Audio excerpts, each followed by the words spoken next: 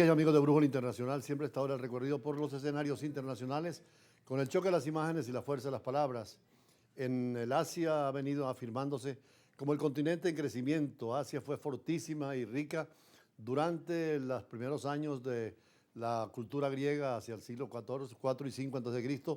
pero también durante muchos años la China y lo que ahora el imperio del centro era la referencia obligada a nivel mundial. Después vino los procesos de industrialización en Europa y Europa agarró con los imperios la fuerza extraordinaria, el centro del mundo en Europa, y relegaron a todo lo que era el Asia. Hoy en día, con las nuevas estructuras económicas y sociales, el caso de Singapur, de Malasia, de Indonesia, la Corea del Sur e inclusive China, son un despertar de lo que llamaba alguna vez Perifit: cuando la China despierte, el mundo temblará, citando una frase de Napoleón Bonaparte. Y dentro de ese conjunto es muy importante la economía coreana y la política coreana, porque Sur Corea es un modelo de democracia. Una guerra de 3 años, Sur Corea, Norte Corea. En el norte el comunismo con China y Rusia. En el sur la democracia, el pluralismo, la libertad y las crisis políticas normales que tiene toda democracia.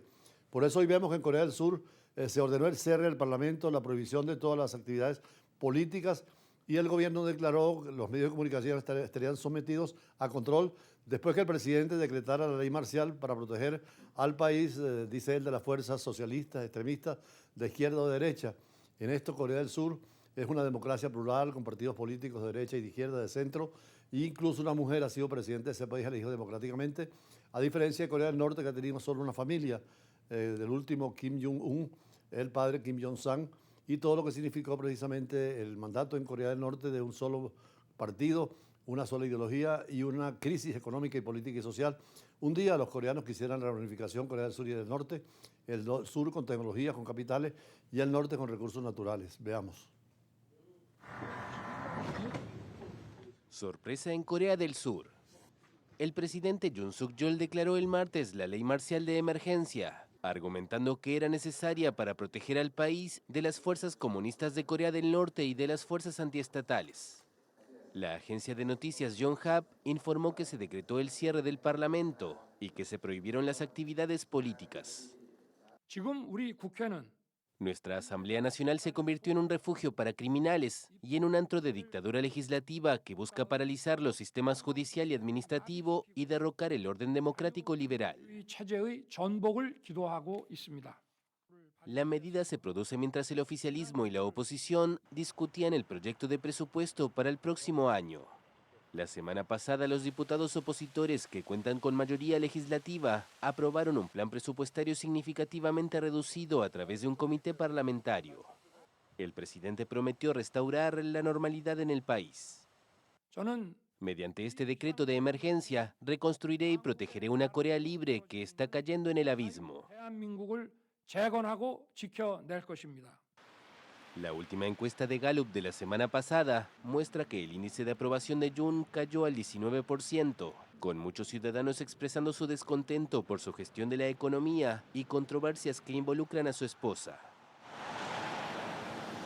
Por supuesto que en los regímenes autoritarios, totalitarios o comunistas, como el caso de Corea del Norte, hay estabilidad porque hay una sola familia que gobierna. Kim Jong-un, como decíamos, es el descendiente de la tercera generación desde que en la guerra de Corea del Norte y del Sur y después de la Segunda Guerra Mundial llegase a establecerse como una dinastía gubernamental. En las democracias pues hay todas las alternabilidades y debates, confrontaciones que deben llegarse dentro de la Constitución y las leyes, pero hay un peligro de que muchos presidentes, por temor al Congreso o a las manifestaciones populares, declaran como enemigo al comunismo y entonces agarran y toman todas las medidas, quitando las libertades. O también muchos gobiernos de izquierda creen que todo es a la derecha y el capitalismo, por lo tanto, suprime la libertad. Lo ideal sería ese centro que vea y acepte las diferencias y la pluralidad, pero falta todavía para esa democracia, más allá de la participativa o representativa, una democracia cognitiva donde los funcionarios, los parlamentarios, tengan educación e ilustración y puedan gobernar, y el Parlamento se convierta en expresión del pueblo y no, como dice el presidente de Corea algunas veces, entorpecer la labor del gobierno. Y en cuanto a Rusia, pues sigue la guerra entre Rusia y Ucrania. El presidente Volodymyr Zelensky señaló que Ucrania necesita más armas y apoyo diplomático más fuerte para alcanzar una paz justa con Rusia durante la visita del gobierno alemán Olaf Scholz a Kiev, quien tiene también un problema político terrible, pero en democracia los problemas son normales y tienen que resolverse, y las elecciones es el mejor termómetro para definir. Lo cierto es que Alemania es muy fiel, muy cercana a Ucrania, temen algunos frente a la frontera rusa y sobre todo la Europa oriental, que tenga influencia y a lo mejor desestabilice la democracia occidental. Sin embargo, Naciones Unidas y la comunidad internacional están buscando la paz definitiva entre Rusia y Ucrania. Ucrania necesita más armas y un apoyo diplomático más fuerte para alcanzar una paz justa con Rusia. Esto fue lo que declaró el presidente ucraniano Volodymyr Zelensky durante la visita del jefe del gobierno alemán, Olaf Scholz, a Kiev. Rusia no hace regalos y solo podemos garantizar la paz mediante la fuerza de nuestras armas, nuestra diplomacia y nuestra cooperación. Scholz se presenta como el canciller de la paz y defensor de la moderación para evitar una escalada entre las potencias occidentales y Rusia. La lucha decidida contra la agresión rusa es una cara de la moneda y la otra es explorar vías que puedan conducir a una paz justa, equitativa y duradera para Ucrania. Alemania anunció que dará una nueva ayuda militar a Ucrania por $683 millones durante esta visita sorpresa de Scholz a Kiev.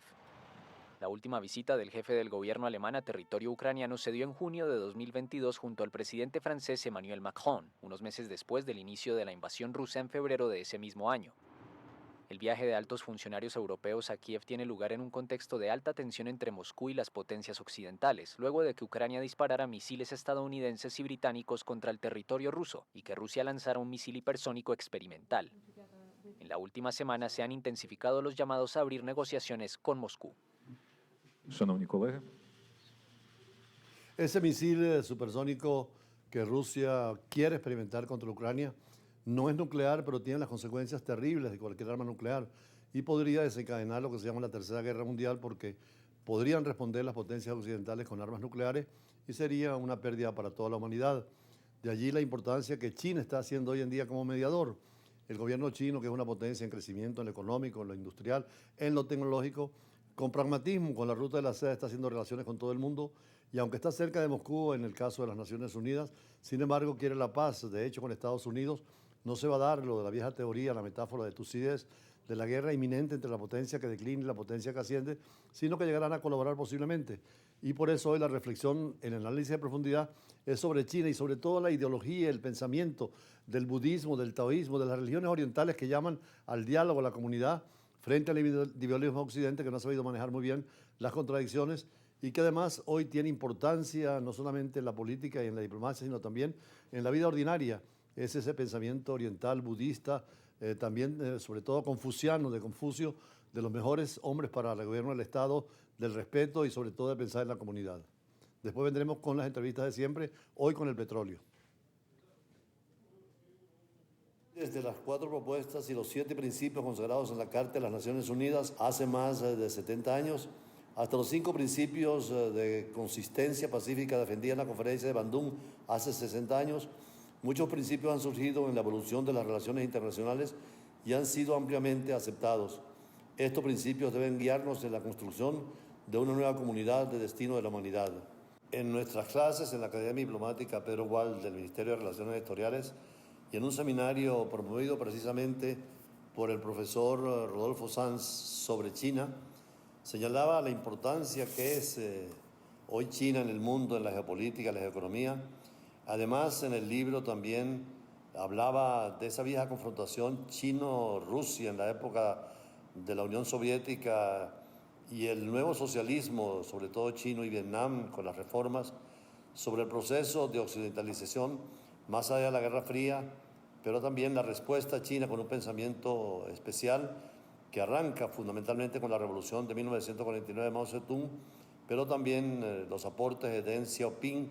el aporte a la humanidad, sobre todo del nuevo paradigma,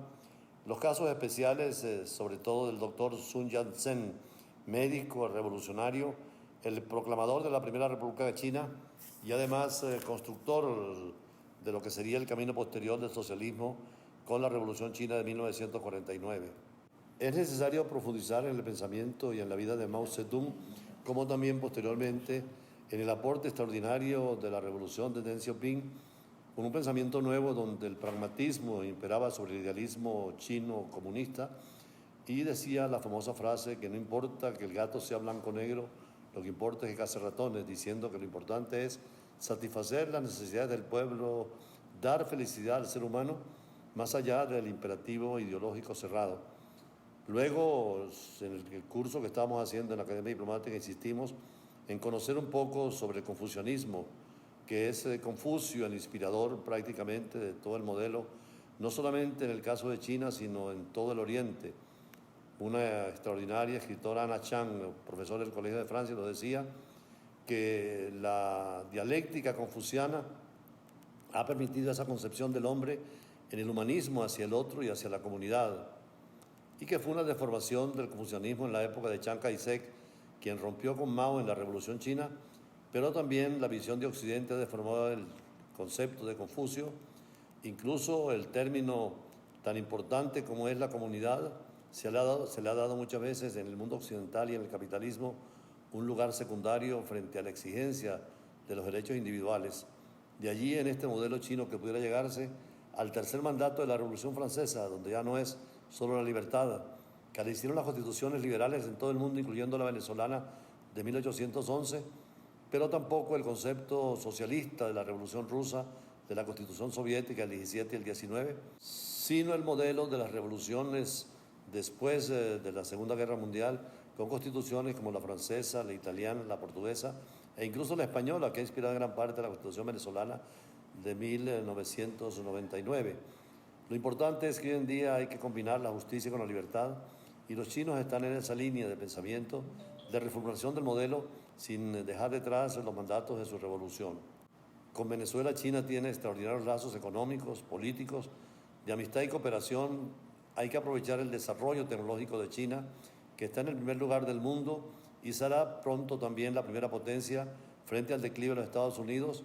y debería estar en armonía en las relaciones internacionales para evitar guerras y conflictos.